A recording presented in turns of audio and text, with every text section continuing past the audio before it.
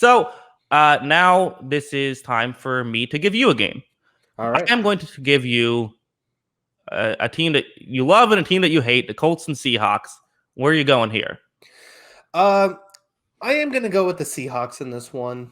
I Okay. was very hard on the Seahawks during our NFC South podcast, and I still Mhm. feel the same way about the Seahawks, that I could see the, kind of floor dropping from under them. But there's just some bad juju with this Colts team right now, man. Like Mhm. the Carson Wentz is now, I guess, back, but it's like he's kind of back, and then he had COVID, and now he's back again, and it sounds like he's going to play. I don't know what his health is going to be like.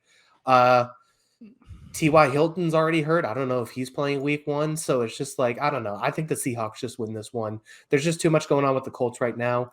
Frank Reich is the better coach in this matchup, and I think that matters. But at the same time, I just think that the Seahawks win it. I think that they have more talent in this game, and they find a way to do it. Yeah, the first thing I think of with this game is the Seattle cover 3 seems like it is built for Frank Reich to tear apart. And that is something that would concern me if I'm a Seahawks fan. We haven't seen Pete Carroll make some of these adjustments that he probably should have made. This does seem like hey, don't do your typical, you don't have Earl Thomas and Richard Sherman back there. Mix things up a little. Yeah, I guess the one thing, when it comes to Pete Carroll, he did blitz a little more towards the end of the season last year, and that's why, Jamal Adams had those big numbers. Mm-hmm. And we've seen how Carson Wentz does with some pressure on him. And I think the other guy, too, for the Colts is the left tackle's out. The guy who was supposed to replace Anthony Right, Costanzo.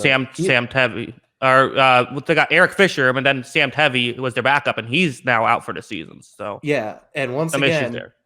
Carson Wentz, we don't know how much he's going to be able to move, and we saw him under pressure a lot last season, not look Mm-hmm. too great. If he doesn't have a left tackle, I feel like that's going to be an issue. So yeah, I mean, I do feel like that there's going to be opportunities for the Colts. The question is, do they have enough guys and just enough bodies right now to take advantage? That's my biggest question. That's why I'm picking the Seahawks. Yeah, so the super chat. This channel is great. I can't wait for the week 1 videos that come out 1 microsecond after the game ends. Yes, so soon, hopefully 1 microsecond after. Trying to get that down. Appreciate that. But yeah. I mean, it is interesting. This is going to sound crazy, but I almost feel like for Carson Wentz, it's better to have a bad left tackle than right tackle, because when he sees pressure, it's like he does worse. Then he starts like, holding it with one arm and trying to fight people off. Like if he's just throwing the ball, then I feel like there's a better chance he holds on to it. Yeah.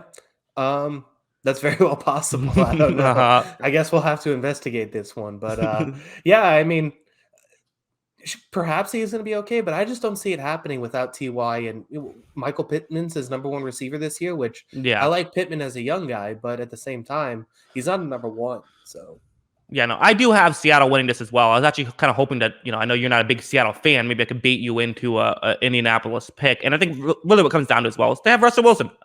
We should see how their weapons do. I mean, the Colts do a good job of, I'm sure they'll play cover 2. This might be a big Chris Carson day. I don't know.